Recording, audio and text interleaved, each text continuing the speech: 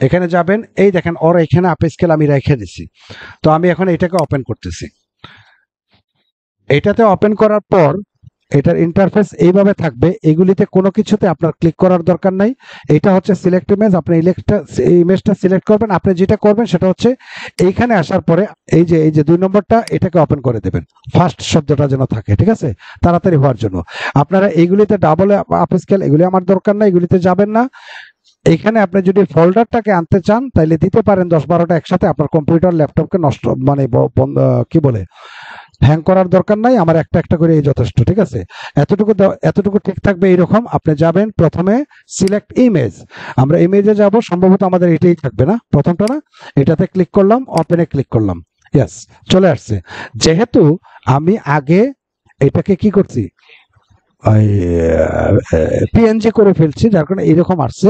Up scale আপনি image যেগুলি আছে এগুলি তো আপনি আর ব্যাকগ্রাউন্ড রিমুভ করবেন, আমার তো টি শার্টের জন্য করছি, ওইগুলি আপনি সরাসরি ইমেজটা নিয়ে আসবেন। তখন আর আপনার যেইটাতে ব্যাকগ্রাউন্ড রিমুভ করার দরকার সেটা ব্যাকগ্রাউন্ড রিমুভ করবেন, যেটাতে ব্যাকগ্রাউন্ড রিমুভ করার দরকার নাই, পিএনজি বানানোর দরকার নাই এখন, সেটাতে সরাসরি এখানে নিয়ে আসবেন। ওকে, এখানে আনার পরে আপ স্কেল একটা ক্লিক দিবেন, কমপ্লিট হয়ে গেছে। আপ স্কেল কমপ্লিট হওয়ার পরে সে কোথায় যাবে, যেখান থেকে আপনি আনছেন সেখানে সে চলে গেছে, সেখানে সে আপ স্কেল হইয়া বৈশা রয়েছে। এতটুকু করার পরে আমার কাজ এখানে শেষ। তো আমি চলে যাব, এখানে গিয়ে লিখবো ইমেজ রিসাইজার, আমি এখানে লিখে ফেলি, হ্যাঁ, ইমেজ রিসাইজার। ওকে, প্রথম যেটা আছে এই যে এটা, আমি এটার লিংক আপনাদেরকে দিয়ে দেবো, আপনারা নেবেন। এটাকে ক্লিক করেন, ক্লিক করার পরে সিলেক্ট ইমেজ, আমরা মনে হয় সম্ভবত আমাদের এটাই থাকবে না, মেবি দেখেন তো 1500x1500 আপ স্কেল লেখা আছে কোথাও, আছে না, এটাই থাকবে। আমরা এটাকে ক্লিক করলাম, ওপেনে ক্লিক করলাম, একটু ওয়েট করেন, চলে আসছে এটা। হ্যাঁ, এখন এখানে দেখেন লক এটা আছে না, এটাতে ক্লিক করে এটাকে উঠিয়ে দেবেন। না উঠাইলে আপনি এখানে লিখতে পারবেন না। এখন লেখেন 4500x5400। ওকে, লেখা শেষ। এরপরে এই যে ব্যাকগ্রাউন্ড ফিল আছে না, আমরা তো পিএনজি নেব, আমরা ব্যাকগ্রাউন্ড নেব না, কিন্তু খেয়াল রাখবেন তখন আমরা এটাকে কি করব, ব্যাকগ্রাউন্ড ফিলটাকে উঠিয়ে দেব। নিচে এসে দেখেন অরিজিনাল লেখা আছে না, এখানে একটা ক্লিক দেন, এটাকে পিএনজি করে দেন, কারণ আমি টি শার্টের উপরে বসাবো, আমার ব্যাকগ্রাউন্ড নেব না। পিএনজি কে করার পরে রিসাইজ ইমেজ, ওয়েট করেন, দেখেন এটা আছে এত এমবি, আর আমরাটা হবে কত, এত, দেখেন কি হয়। এখন দেখেন 1.18 ছিল, এটা বেড়ে কত হয়েছে 1.32। এখন আপনারা ডাউনলোডে দিয়ে দিবেন। ওকে, আপনারা দেখতে থাকেন, এটা আর্টওয়ার্কে, হ্যাঁ, এটা আমরা এই এরিয়াতে আসার পরে আপনারা যখন সাইন আপ করে ফেলবেন তখন আপনাদের এটাতে সরাসরি নিয়ে আসবে। এখানে এই যে আপলোড আর্টওয়ার্ক আছে না, ইওর আর্টওয়ার্ক, এখানে ক্লিক করবেন, করার পরে কোনটা, এটাই হবে সম্ভবত, হ্যাঁ, এটাতে ক্লিক করলাম। আপনারা তো আপনাদের ফোল্ডারে গিয়ে পাবেন, ছবি সহকারে পাবেন। আমরা এখান থেকে সরাসরি ক্লিক করে ওয়েট করি, সে নিয়ে আসছে এখানে, দেখছেন একটা টি শার্টের উপরে। এখন এটা যদি দেখেন যে এটা মাঝখানে বসে নাই, তার এরিয়া কিন্তু এই এরিয়ার বাইরে কোনোভাবে যেন আপনার লেখা না যায়। তো আমরা এখানে এটাকে ধরে একটু উপরে উঠে দেই, হ্যাঁ, হরিজেন্টাল করে দেই, মাঝখানে রেখে দেই। যদি চান আপনি একটু বড় করতে, তাহলে এটা ধরে বড় করতে পারবেন, যদি চান ছোট করতে পারবেন, ঠিক আছে।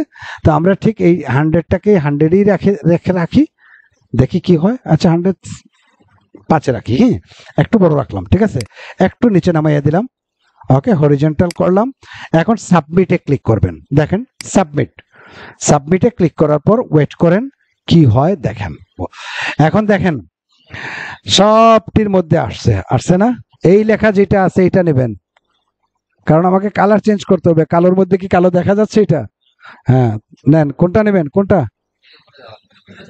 এটা নি, এটার এখানে কালার চেঞ্জ নাই,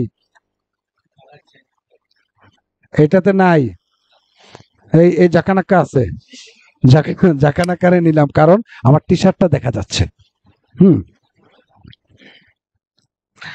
এইখানে আসার পরে আমি কি করব, এখন আমি টি শার্টের কালারটা চেঞ্জ করতে চাচ্ছি।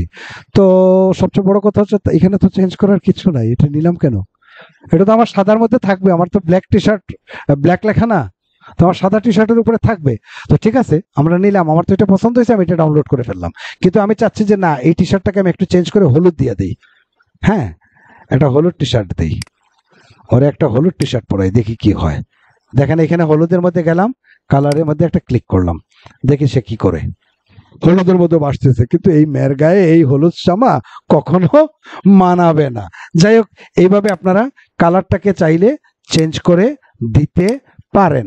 তো আমি এক কাজ করি, এটা যখন আমার শেষ হয়ে গেছে, শেষ হওয়ার পরে দেখেন ডাউনলোড, এখানে ক্লিক করে বসে থাকবেন। আপনাকে কিন্তু রিভিউ দেওয়ার জন্য কিছু নোটিশ পাঠাইবো, এগুলো কিছু করবে না। আমরা আবার যাচ্ছি, আপনারা এটা নেবেন, ক্লিক দিবেন, এই দেখেন একটা পপ আপ আসছে না, এটা কিচ্ছুতে ক্লিক করে না বসে থাকেন। বসে থাকার দরকার নাই, আর অলরেডি ডাউনলোড হয়ে গেছে।